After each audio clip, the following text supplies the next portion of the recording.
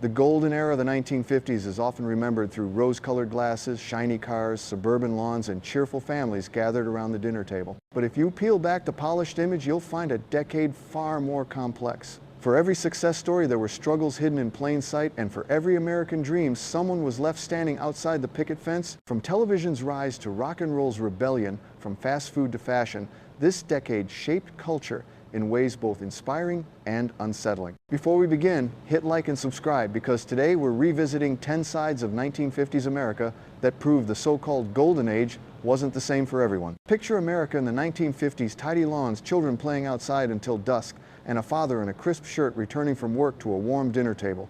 The war was over and prosperity was in the air. Families could afford cars, appliances, even a modest vacation, luxuries unthinkable just a decade earlier. What made this time so distinctive was the steady rise in wages and the creation of the middle class. A factory job could support an entire household, while the young marrying age, early 20s, meant families started sooner, building neighborhoods full of laughter and baby strollers.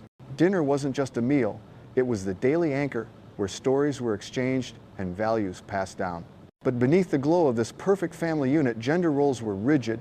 Fathers were expected to provide, mothers to manage the home. Many women longed for careers or independence, though society often silenced that ambition. Looking back, do you see it as stability or limitation? You remember Dr. Spock's parenting book that guided millions of parents with its gentle advice to treat children as individuals. Imagine being a child then growing up in a world where discipline was firm but the future felt endlessly bright. After the war, millions of families longed to escape cramped city apartments for a little slice of green. Out of that longing grew suburbia rows of identical houses with white picket fences and neatly trimmed yards. Developers like William Levitt used assembly line methods to build homes quickly and cheaply, giving ordinary Americans their first shot at homeownership. What made it magical wasn't just the house, but the life it promised. Backyards became outdoor living rooms where fathers grilled hot dogs, kids chased fireflies, and mothers hosted neighbors for iced tea. Summers meant sprinklers spraying across freshly cut lawns, and weekends were filled with block parties that stitched communities together. For many, this was the very picture of the American dream. Yet suburbia wasn't perfect. The GI Bill made mortgages affordable for veterans, but discrimination meant not everyone benefited equally. Non-white families often faced barriers, highlighting a painful truth behind the cheerful uniformity.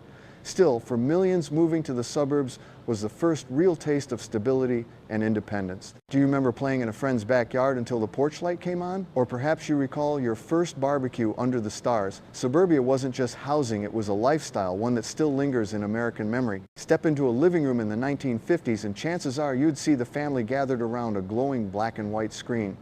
At the start of the decade, only a handful of households owned a television. By the end, nearly 9 out of 10 did. That magic box didn't just entertain, it reshaped daily life. Families laughed along with I Love Lucy, found comfort in Father Knows Best, and followed the antics of Leave It to Beaver. For children, mornings meant Howdy Doody or the Mickey Mouse Club, while evenings often brought cowboy shootouts in westerns like Gunsmoke or The Lone Ranger. Television became the new hearth, a place where the family gathered not for firelight, but for flickering stories. What made it unforgettable was the shared ritual. Popcorn bowls on laps, dad fiddling with the rabbit ear antenna, mom reminding kids bedtime was coming soon. Every broadcast felt like an event, live, communal, unmissable. Do you remember your first television night, that sense of wonder, seeing moving pictures right in your own home? Or maybe you can still hum the theme song of your favorite show. Imagine yourself back there, no streaming, no rewinds, just the joy of watching together. Looking back, some everyday habits of the 1950s now feel shocking. Hitchhiking, for instance, was common. You could spot young men with their thumbs out on highways, trusting strangers for a ride without fear. It was seen as adventurous, even neighborly. Today, the very thought raises alarms about safety. Child labor also lingered.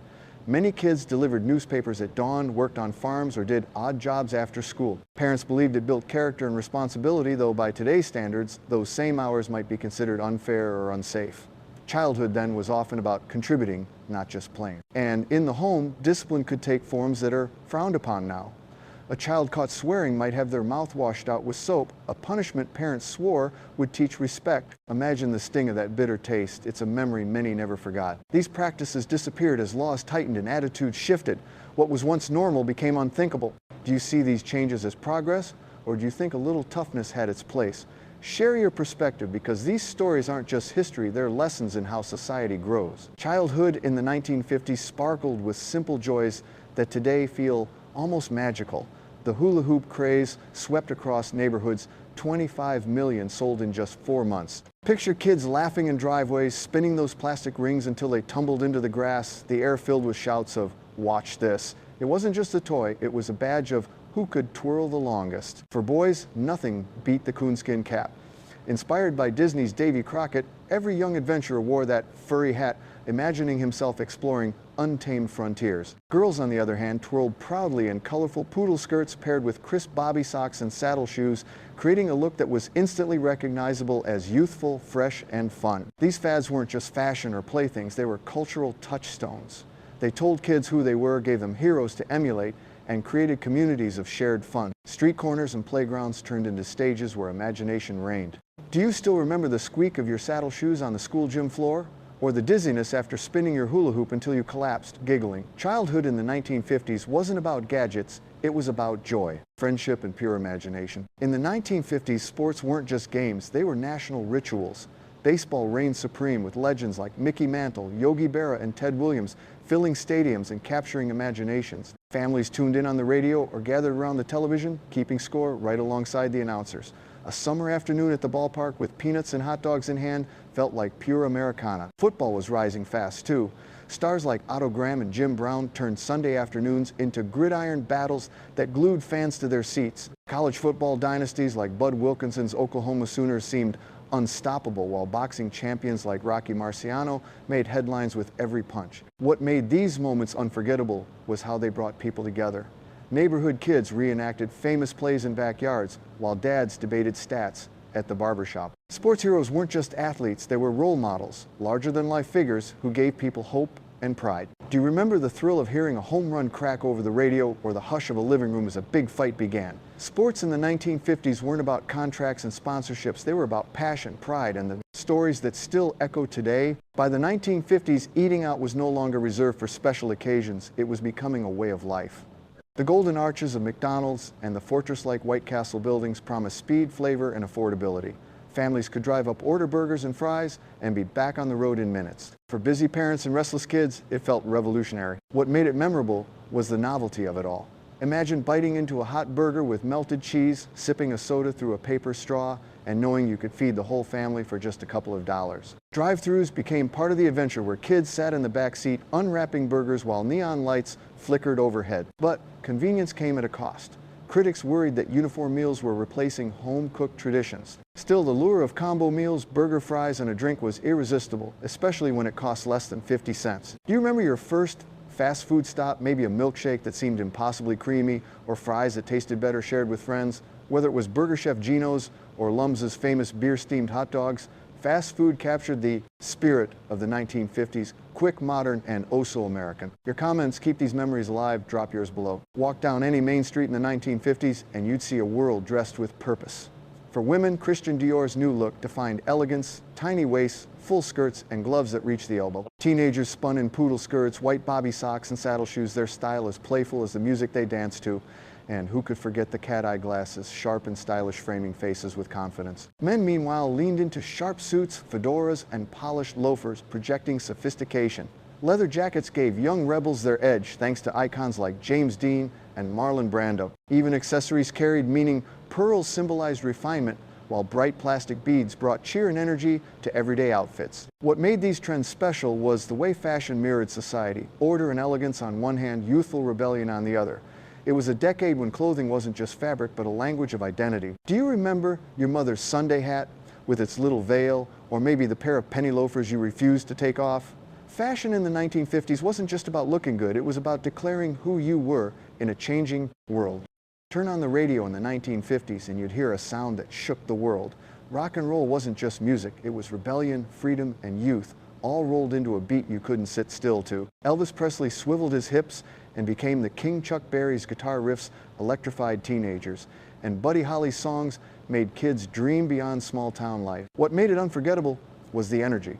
Jukeboxes in diners, sock hops in school gyms, and parents shaking their heads at that noise. For teens, though, it was pure liberation, a rhythm that spoke directly to them, not their parents. Rock and roll turned radios into lifelines, dance floors into battlegrounds of youth culture, and singers into idols. But not everyone was thrilled.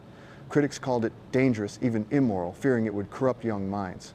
Still, the beat spread like wildfire across state lines and oceans, setting the stage for decades of music to come. Do you remember your first favorite song, the one that made you want to dance no matter who was watching? Or maybe you're still Team Sinatra, preferring smooth crooners over shaking guitars. Either way, the rock and roll revolution made the 1950s pulse with unforgettable sound. If you're enjoying this trip, hit like and subscribe for more. Before televisions completely stole the spotlight, Friday nights often meant piling into the family car and heading to the drive-in. Picture it, a warm evening, the smell of popcorn drifting through the air, headlights flicking off as a giant screen lit up against the night sky, couples cuddled in the front seat, kids in pajamas giggling in the back, and teenagers cruising in with their first cars, all sharing the same movie under the stars. In the early 1950s, 3D movies briefly dazzled audiences with those flimsy cardboard glasses that made monsters leap off the screen. By mid-decade, drive-ins took over, turning moviegoing into both a social and romantic ritual. Clip-on speakers hung on car windows, scratchy but magical, as classics like Rebel Without a Cause or The Ten Commandments played larger than life. What made it special was the blend of intimacy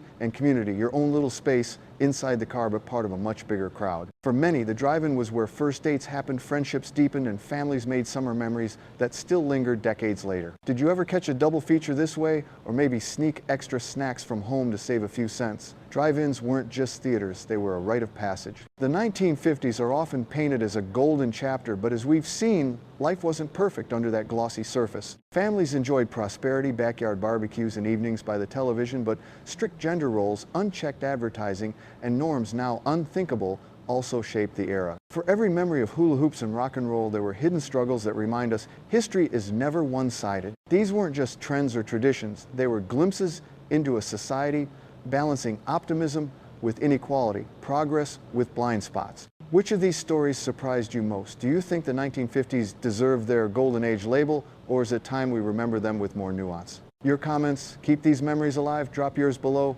And if you enjoyed this journey, don't forget to like, subscribe, and join us for more nostalgic trips through America's past. Some memories shine brighter when we see them in full.